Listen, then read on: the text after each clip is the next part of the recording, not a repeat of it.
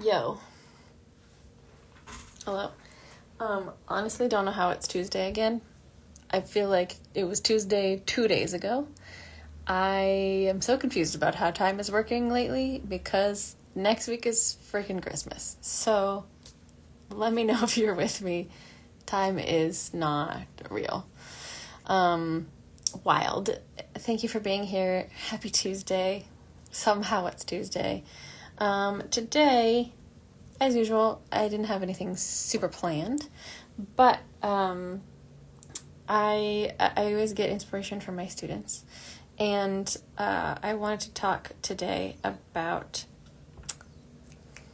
how to make the sounds that you want to make, which is just what vocal training is anyway, so we're getting a little general. So maybe what I actually mean is how to direct your sound in a way that feels accessible to you, so that you're not just guessing and throwing stuff out there and hoping that it's good enough, because that's a part of it too. So hey Lisa, welcome. I have been working with a lot of students about the mixed voice lately, and of course it's very elusive and magical sounding, and everybody feels like they want to do it but they can't do it, and how would I ever do that? I don't know how things work, like I just don't know how to do it. That's what I hear from a lot of people, is like, I don't get it, I don't know how. So this is not the only part of the voice that we're talking about. I like to talk about this with any part of your voice that feels elusive and feels not possible to you. So if you are a person that has had opera training, maybe this part of your voice, your head voice, is super fine. It feels good to you. You hang out up there more often. But how do we do a nice, strong, chesty belt voice? That could be the thing that you're working on. If you are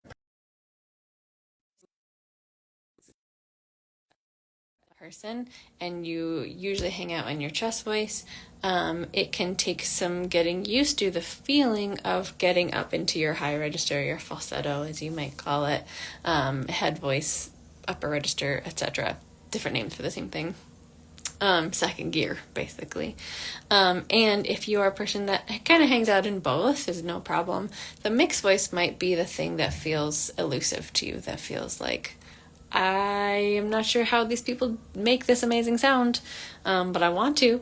And then you try, and it's just a bundle of wobbly, yodely, cracky sounds, and you're very frustrated. Raise your hand if that feels like you. Hey Showa, welcome back to my world. So I want to talk a little bit about like the process in getting to the point of making a sound that you are not sure how to make. Yes, for sure. That bratty catty sound. Yes. Having trouble giving myself time off and trying to push through a bit. I get that. Totally get it. Yeah, I think a lot of this has to do with giving yourself space, for sure. Like if you've ever worked with me, you know that the first lesson I say is play around. Pretend to be Mickey Mouse, pretend to be SpongeBob, pretend to be a monster. Play in different places in your voice, because if you don't get used to being able to be messy in your voice, there's no way you're going to get to the sound that you want, because there's no room for expanding and playing in different parts of your voice. So many people come to me and they're so perfectionist and so scared of sounding bad and scared of being wrong or messy or sounding ugly for many, many reasons, most of them being irresponsible adults that told you something when you were 5 and it stuck with you. But for some reason, everybody has a different reason, we are scared to make sounds that don't sound like how we think they should sound. And that also means something different for everybody. So some people will not feel comfortable singing in their head voice because it feels like somebody else. It feels like an alien. It doesn't sound right. Or like you were talking about, Lisa, that bratty sound up here, like, I don't wanna.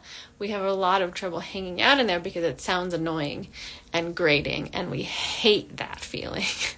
We would never want to sound too loud or too whiny or too much, you know.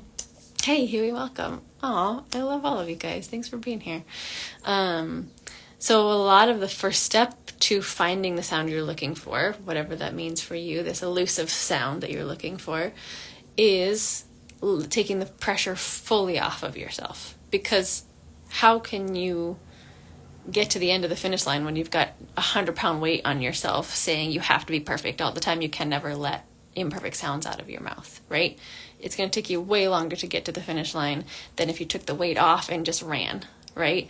And played around and messed with your voice a little bit. Me too. Same. It's been a really good day. Hope you're having a good day too. I have this conversation with all of you guys at some point. Like, if you can't let go enough in order to make messy sounds, it's going to be so much harder and so much more physical work and emotional work for you to get to the mixed voice that you're looking for, or to the head voice comfort that you're looking for, whatever that means for you. So you have to be willing to be a voice actor for a little bit, without all the pressure, right? Like, just do it in your car where you feel like nobody else can hear you. Like, make your surroundings safe. Give yourself what you need. Give yourself an environment that feels comfortable for you, so that you're not forcing yourself to be doing this in front of people, because that is incredibly jarring for your nervous system. Like, don't throw yourself in the deep end. Like, don't do this play work in front of people that if you're nervous about singing at all in front of, like, you can't even do that. So give yourself a safe environment first, because your nervous system's not even going to feel okay with playing if you are not feeling safe. Yes? If you remember nothing else that I ever say to you, remember this, because a lot of what I do and what I've been really diving into in the last couple of years is this nervous system work around performing, because people don't talk about this stuff. We talk about, like, oh, you can't do it, just do it. You know, like, there's so much hustle culture in performing. Like, if you can't make that sound, you're just not talented enough. Like, you know, go take some voice lessons and come back in a couple years when you feel more confident. What do you think we're doing in voice lessons, right? We're working on this idea of safety, because if your body doesn't feel safe, if your mind doesn't feel safe, there's no way you're going to be able to stretch your limits. You're going to want to stay in your little cocoon forever, right? So if you're feeling unsafe, if you're working with a coach or a teacher, if you're that doesn't make you feel safe to make weird sounds, if your only singing environment is in a house where there's constantly people around you and you're worried about them hearing you at all, you're never going to be able to stretch your vocal limits, because your body is not ready to do that, right? Like, if you feel danger, your body's either going to tighten up and get ready to run, or it's going to cocoon in a little turtle ball because it doesn't feel safe to expand. And guess what? Your voice is a part of your body, and it's not any different. So what your body is doing, your voice is doing. If your body is tight, your voice is tight. If your body wants to run away, your voice wants to run away. Same. So in order to get to this play step, even, we have like a step 0, safety. You have to be in a space of safety. And if you don't feel safety, reevaluate your environment, reevaluate how you talk to yourself, which is why the gremlin conversation is the second conversation I have with all my students. If you're constantly in a state of talking to yourself and telling you you're not good enough, you are creating your own space of unsafety just by listening to that voice.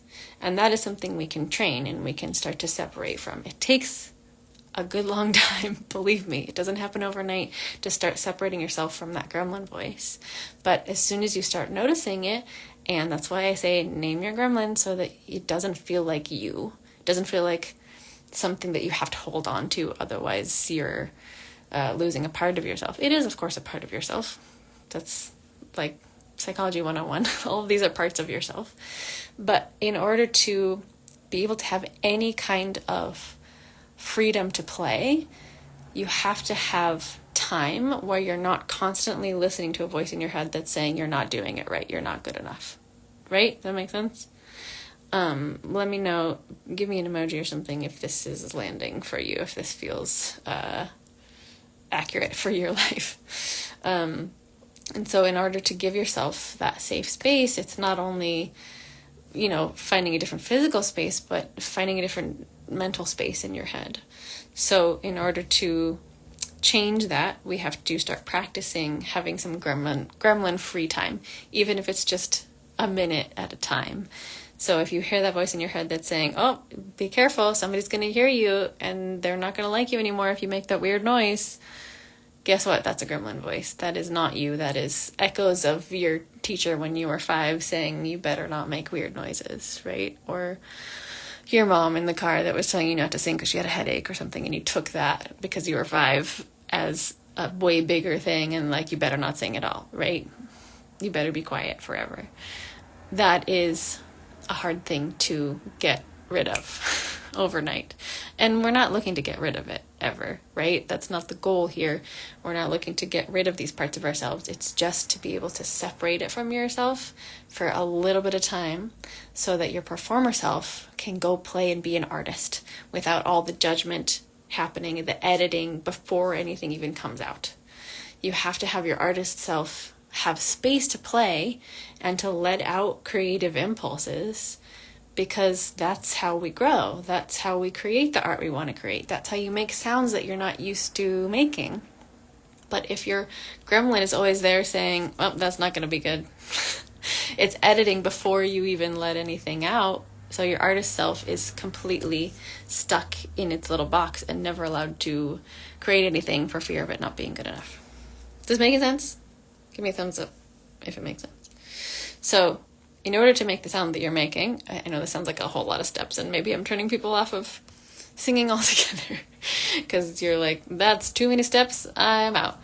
But for real, this is what it takes, and we take it for granted. Some of us are very privileged and we have this natural feeling of safety. Some people don't have a lot of nerves when it comes to singing and making weird noises. And they can just get up on stage and do anything without worrying about anything or what other people think of them. They don't have a very strong gremlin voice for whatever reason, based on how they were raised or their brain chemistry or whatever. But some of us are not so lucky, right?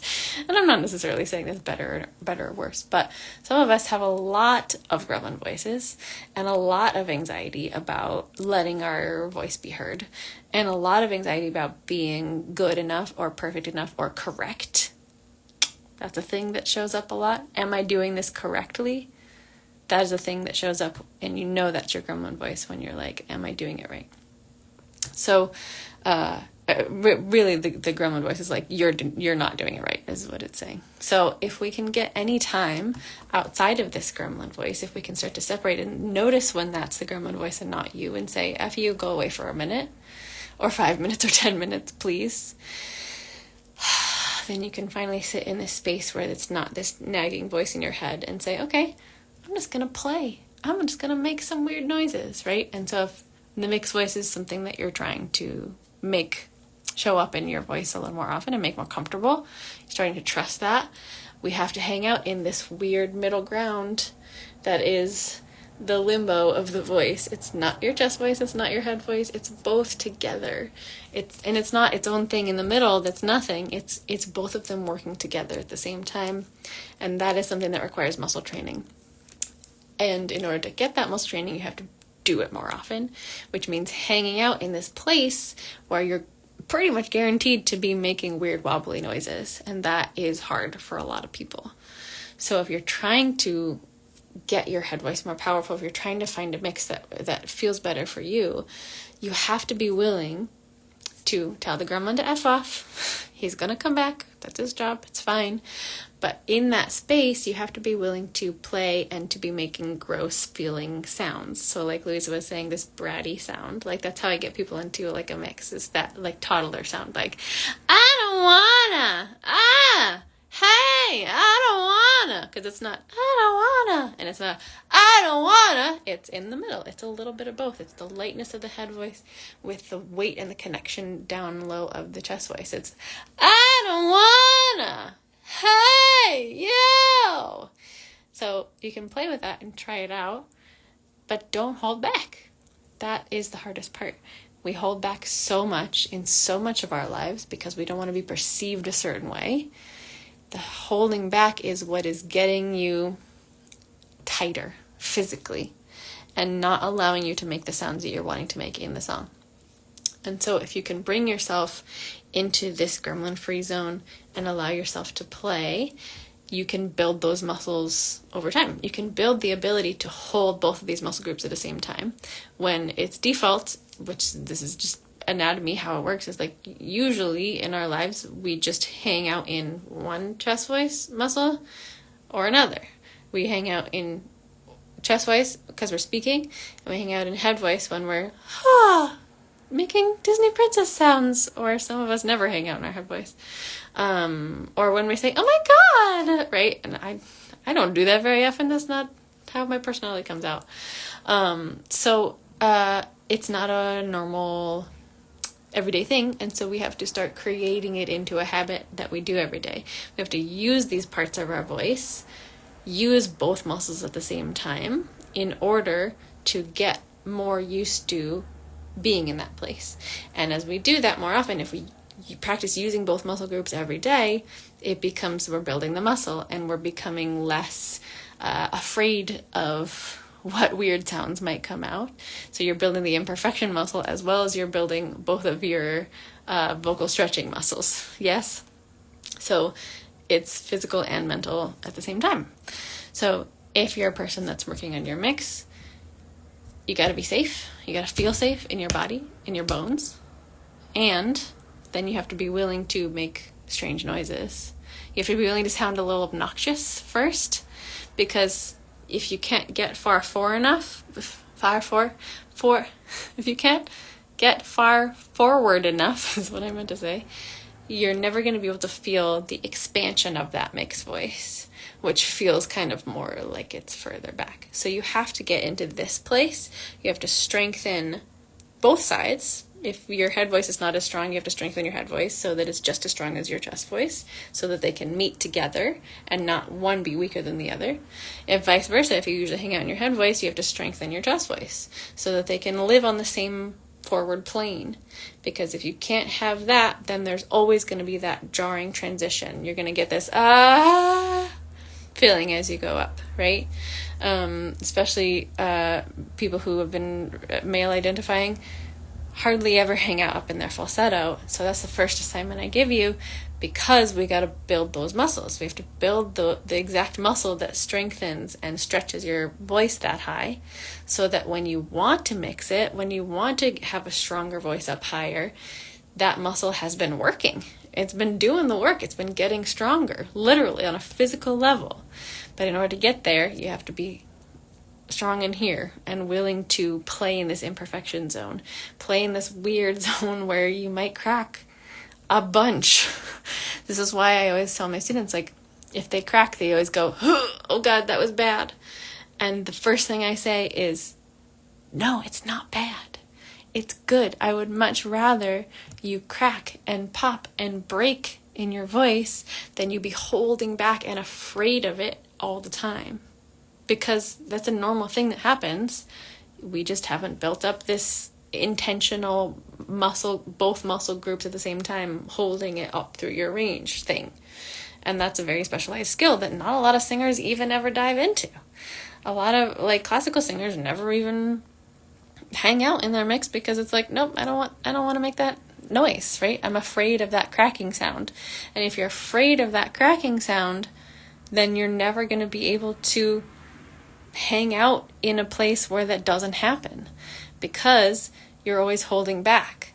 And if you're always holding back, you're not allowing the muscles to do their thing fully, right? You're not allowing both of your muscle groups to hang on because you're like, dear God, holding on for dear life. I hope I get this note right? Hey, Laura and Sabrina, welcome. Thanks for being here.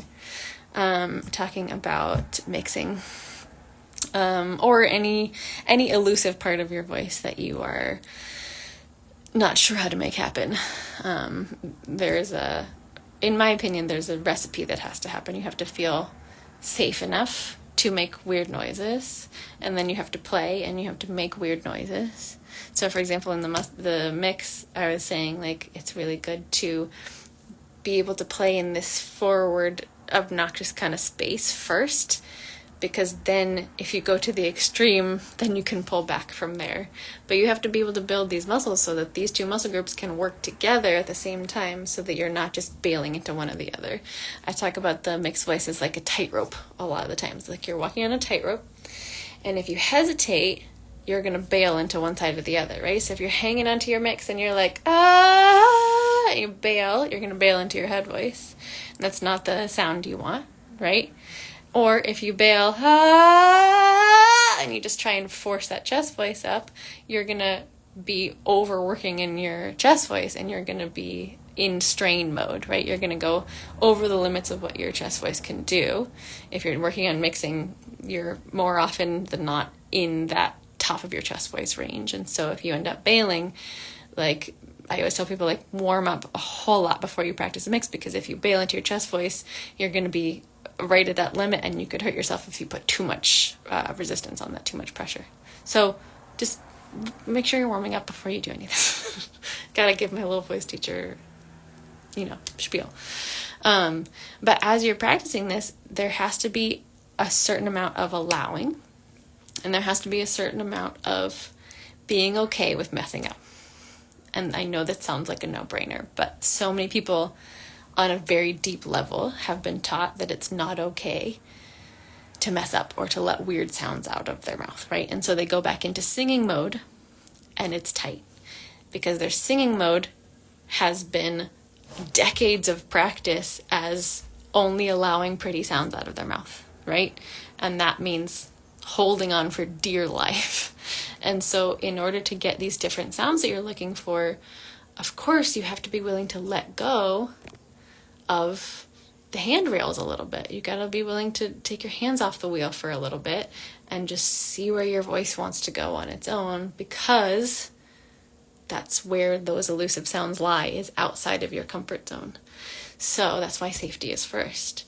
If you're going to go outside your comfort zone, you can't just throw yourself into the deep end and plan on mixing perfectly just by throwing it out there. That's why when you let the emotion run free and just, throw stuff out there, it's going to sound a little bit unpracticed and unhinged because there's no muscle connection underneath that. There's no intention underneath it. And that's where this training comes in, right? So if you're only practicing this mixed voice in a place of feeling unsafe and feeling like, oh God, if I let a weird sound out of my mouth, I'm going to die. And that's, of course, not what you're thinking, but that's what your nervous system's thinking. It's what your nervous system is always looking for, danger, right? So if you're singing and you're practicing your mixed voice from this place of, if I let a weird sound out of my mouth, I'm in danger, your body's going to be always operating from a place of squeezing, tightness, holding on, manipulating sounds even before they come out of your mouth because you think they're not going to be good enough. So if you're a person, this happens all the time when we're working on pitch, if you're a person that's like, man, I'm always flat, I really got to fix that, your body is going to take that message and it's going to go, all right, I better squeeze and make sure that note is not flat and really reach for the top of that note. But unfortunately, it's not usually how the voice works. If you're squeezing, you're going to actually end up going more flat because you're holding and you're not letting the vocal muscles release enough so that the larynx can move up and down and stretch the vocal folds enough to get to the note that you're looking for. So it's counterintuitive a little bit, which is why I talk about allowing so much, because so much of this work is about allowing and finding a place of safety, because if you're not feeling safe, you can't be in full allowing mode. you're always fixing and you're always in fear of making weird sounds. And you're in forcing mode instead of allowing mode. So that's why I use the word allowing a lot. Some might say too much, but it really is what it's all about. Because if you are a fighter instead of a flighter, or even if you're a flighter, sometimes that comes with an equal amount of tightness.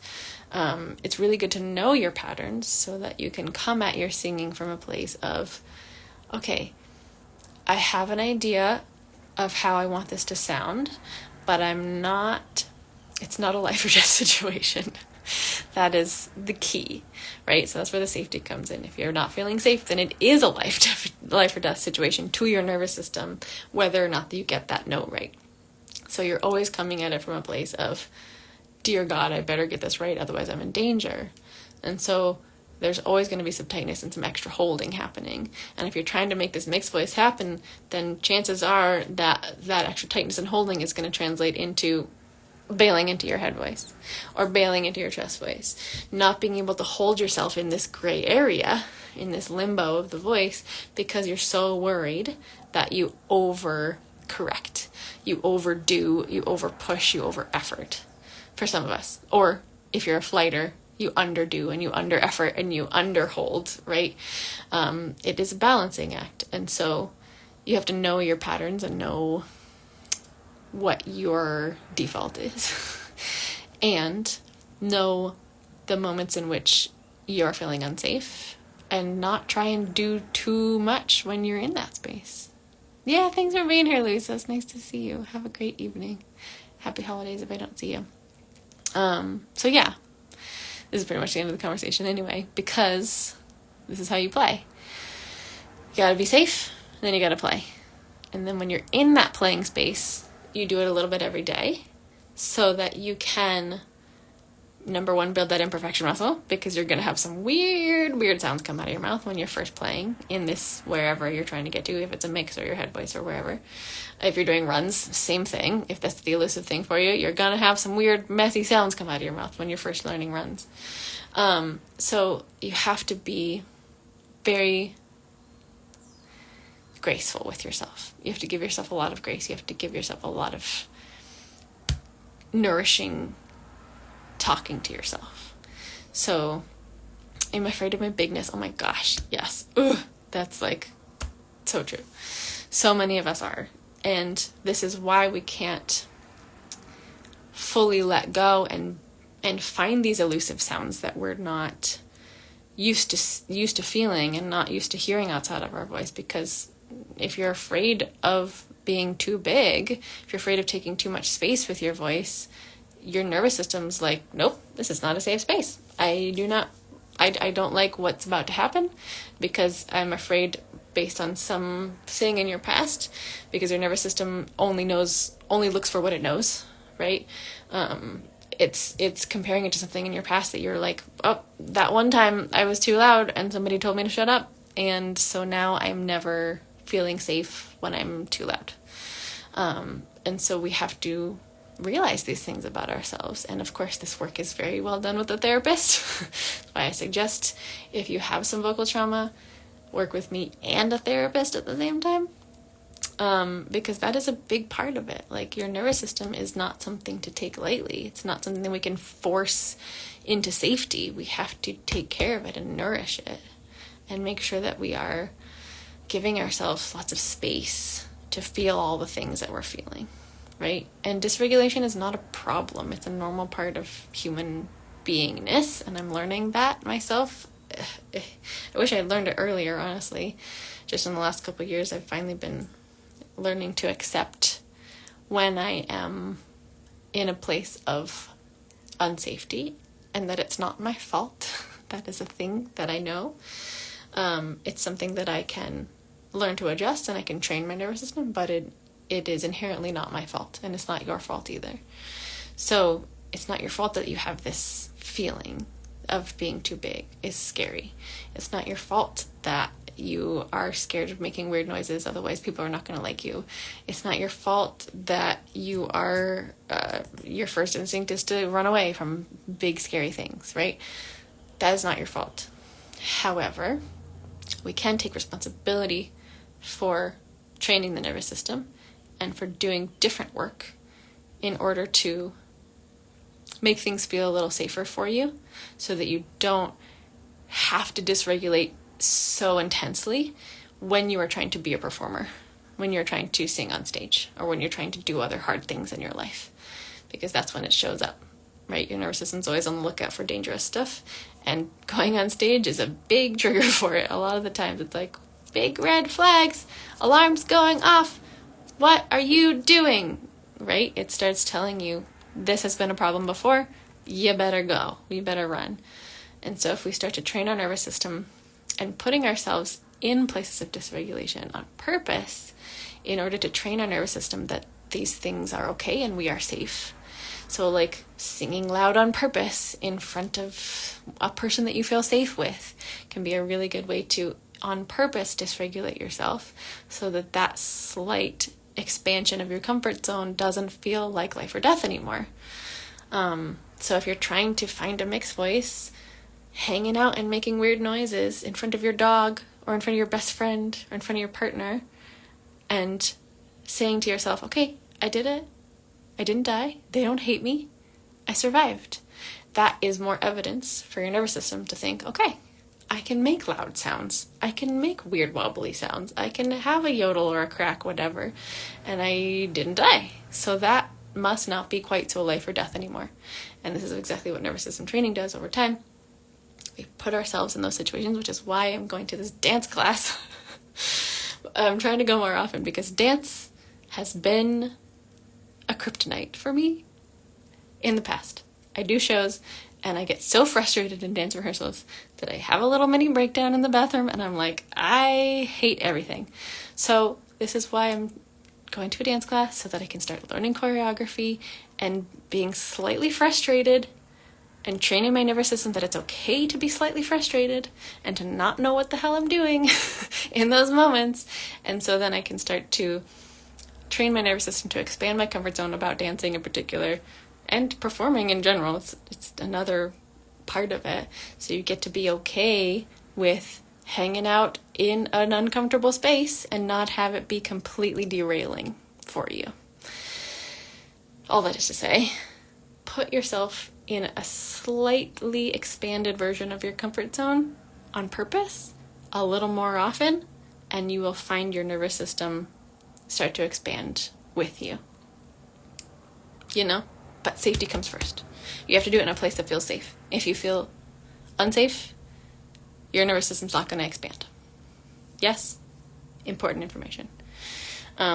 You're never going to be in a place where you're performing and you feel like you're just sitting on the couch. It's never going to feel like that. There's always going to be some amount of dysregulation. But you want to be knowledgeable enough about your own system and about your own past and your own nervous system tendencies that you know what is a safe place to put yourself in and what is not. Hopefully that makes sense. If you have any questions, let me know. So yeah, that is the key. That's the magic sauce to expanding your voice into places that you have not in the past. The more you play, the more you can find more literal muscle engagement. If you're working on mix especially, or if your head voice or runs, you're literally training your muscles to do this. But in order to do this a little bit every day, if that seems really scary to make weird noises and to be imperfect, which is what it takes to learn new things and solidify those skills, is to suck first. Yes, if you didn't know that, hallelujah, here's your answer to life. You gotta suck first to get better. So if you're not okay with that, there's a reason behind that. If you're not okay with sucking and playing and being imperfect, there's something else behind that, and that is your nervous system and how safe you feel as a human to survive. Yes?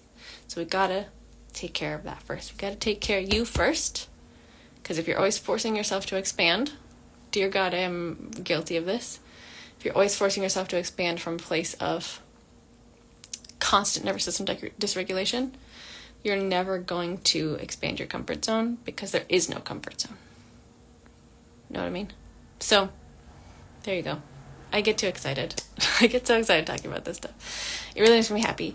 I'm so excited because I'm taking a whole certification program in the spring about this polyvagal theory nervous system regulation for performers. So I'm going to be like certified by Ruby Rose Fox of Muscle Music. So if you want to learn more about this stuff, go check her out. It's Muscle Music _. Any questions you have about this, my DMs are always open. If you're wanting to dive in and have me listen to your voice and talk about this stuff in person and how it relates to you individually, I have a private session spot left. I think I have one spot left for this next coming season. I also am expanding myself and I'm doing lots of exciting things. So I have, in order to find out about it, you can go grab my ebook, because that'll put you on my email list and you'll find out about all the things I'm doing. Excuse me. Little mini burp. The most important thing I want you to know and take from this is play. Just go play. Whatever you need to make yourself feel safe to play first, and then go play. So if you're working on your mix, you gotta play in this forward, what feels obnoxious and uncomfortable zone, and hang out there and slow everything down. Yes? Yeah, if you're curious what's happening, let me know. If you're curious how to work with me, let me know. Put yourself into my DMs and say, hey, I want to work with you. What does that entail? I'm here for you. Yes? Or you can go watch my lives for free and learn a whole bunch. I talk about a lot of things and I get really excited, and I do this every Tuesday at 6:30. Most of my posts recently are just my lives because I am slacking in the middle. But every Tuesday I'm here at 6:30 Eastern, 1:30 Hawaii. I also have all of these. I repost them on YT. And so you can look up Vocal Magic Live, and it's basically like a podcast you can turn on whenever. The other way to work with me is I have a private session spot left in the spring. I also have a lighter commitment program that I'm starting, hopefully in January. Keep a lookout for that. And I'm also restarting a new Vocal Magic cohort in probably March. So if you're curious about any of that, what that looks like, and how to work with me, and what would be the best fit for you, just DM me and we'll set up a chat and we will get running from there. So I'm super happy to have you here. Thank you all for being here, for showing up. Comment below what part of this feels the most real for you. What part of this did you need the most? What part of this learning how to get out of your comfort zone and to grow your comfort zone do you feel like is the thing that you're about to work on next? And any questions you have about how to start that for you. So thank you so much for being here. Love you so much. If you're curious about how to be in my world, go check all the things up there. I've got tons of opportunities for you to be in my world. So thank you very much. Have a lovely Tuesday.